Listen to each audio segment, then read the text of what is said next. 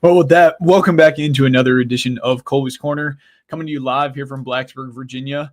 It's nice to see campus is back abuzz with students returning. Fall is in the air, only 18 days away from kickoff down in Atlanta against South Carolina. And you can definitely feel it.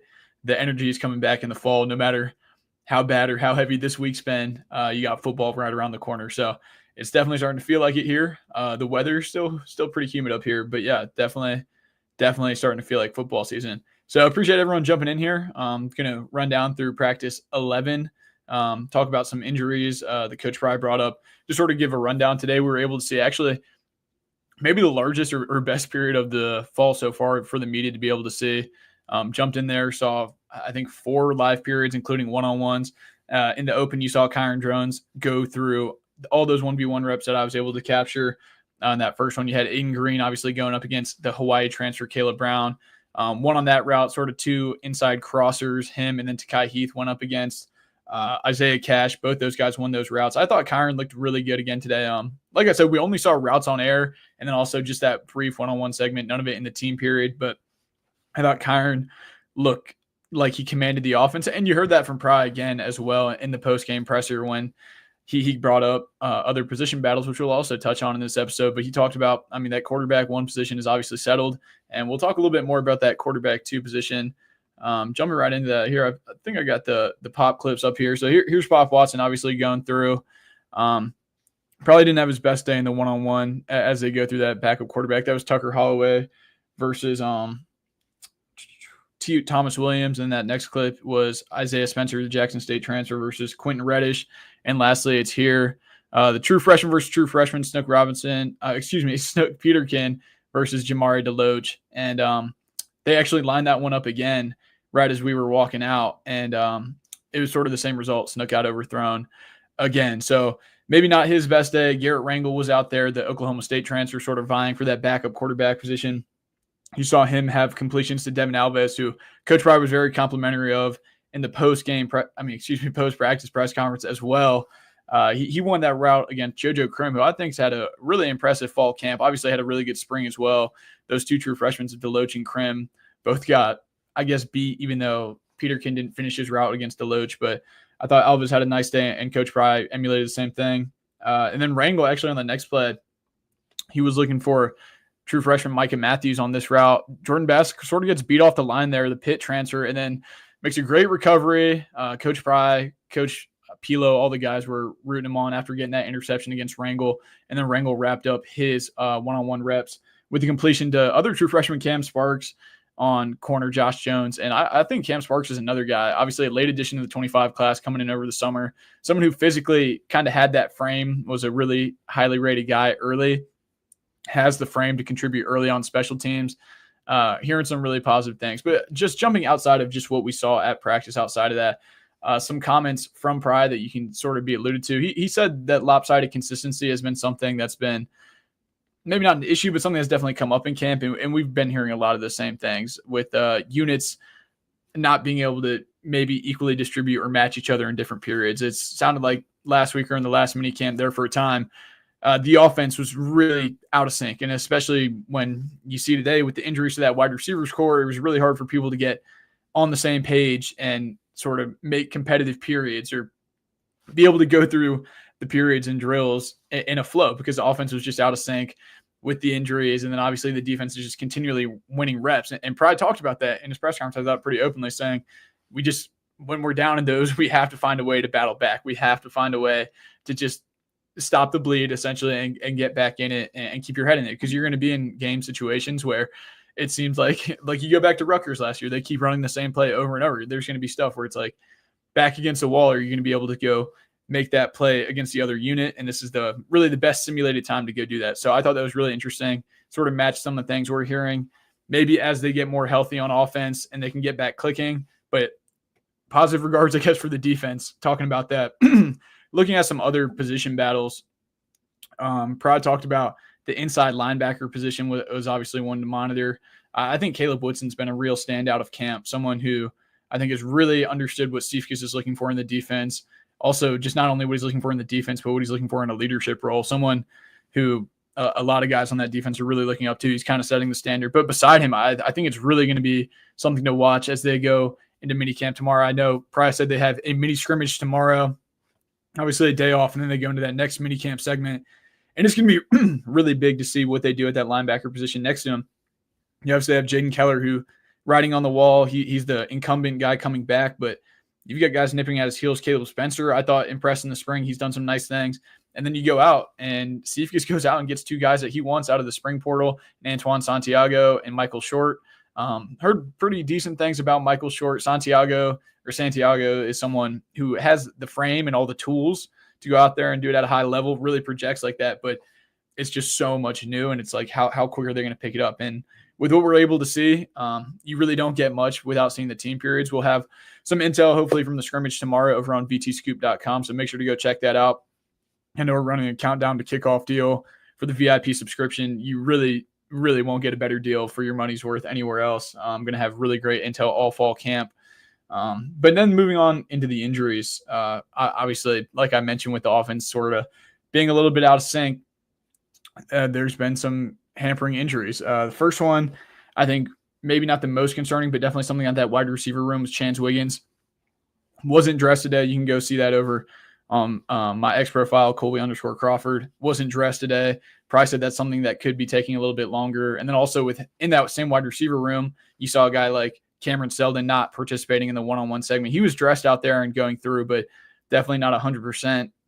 Another guy, Luke Stewie, true freshman, wasn't out there practicing. I don't know if he's banged up. We didn't get any clarity from Coach Fry.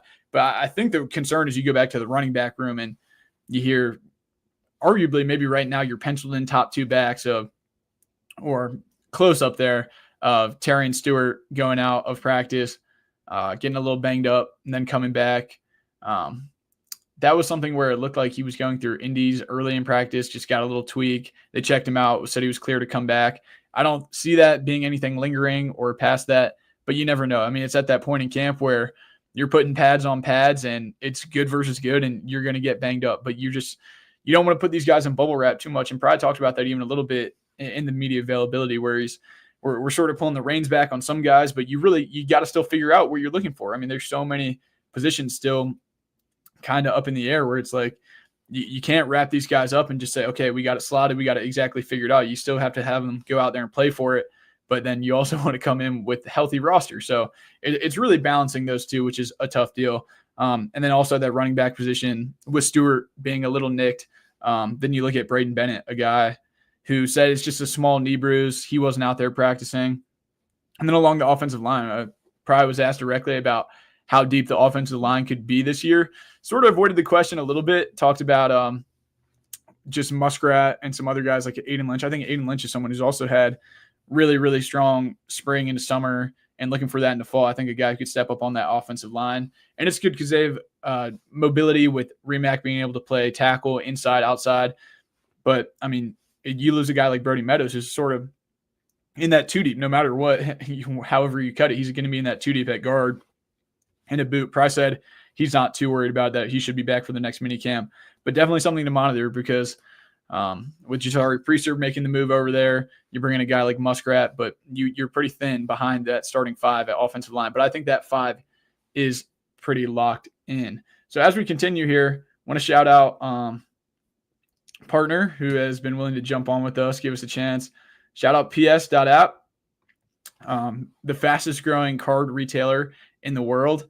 A local couple guys here from Virginia Tech making a startup, really kind of changing the card game. So use code Kolby for $1 off your next card at ps.app. I use it for my mom. Actually, her birthday is coming up. So, Mom, hopefully you're not watching this, but just ordered her a card. And it's the best thing ever. They have these SMS reminders. Actually, have saved me quite a few times where you sign up and you just go to ps.app. You go in there, you log in, and it's just SMS reminders. You plug in all the dates that you need for everyone. And you'll never miss a birthday, a holiday, or whatever. Again, don't get in trouble with the misses. So it's been a really good utility, and it's really kind of crazy like how they've built that out with the AI. You can make pretty much any card you want. So, Mom, if you are watching, you got a pretty special one coming your way here in about 10 days right before kickoff. So really appreciate them jumping on. Make sure to check it out. If you use that $1 off, free shipping, and it's personalized. You get an extra note on the back. it's really just a great deal. Great local Virginia Tech guys making a startup, and it's really just a great deal. So make sure to go check them out. Be your friend, tell a friend. They've hopped on and supported me, so go support them.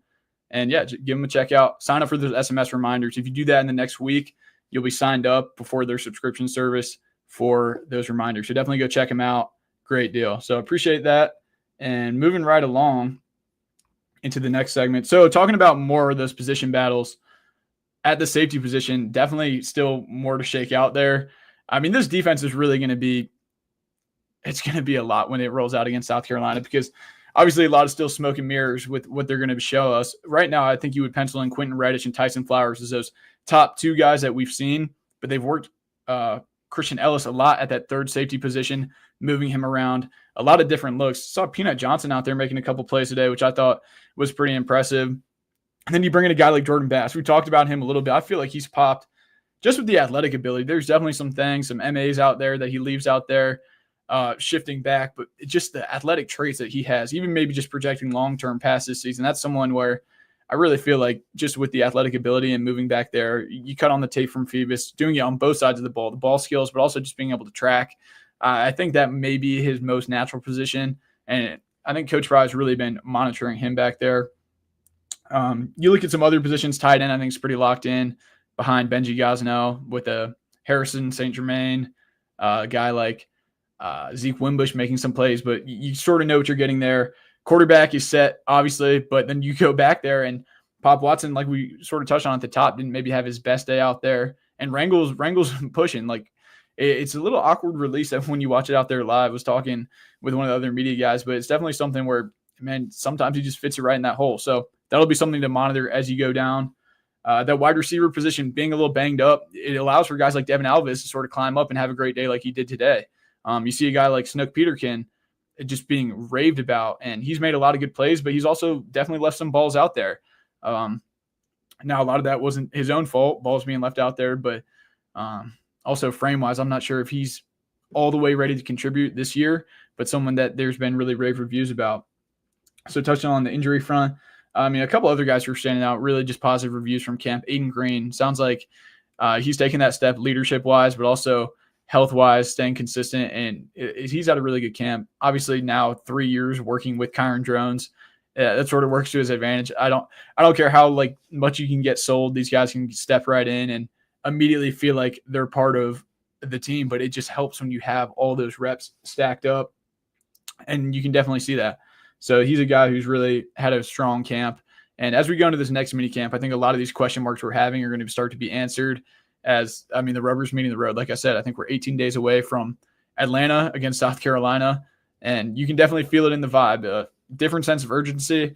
And that's another thing just overarching when you walk around practice this year compared to last year, really, really just hands-on from unit to unit, especially in the individual, like really, really honing in on it, especially on the defensive side of the ball. I feel like the tackling, the footwork, just reading gaps, just, I mean, will that add up to anything? I'm not sure, but definitely in years past, the hands-on nature, the attention to detail has been ratcheted up.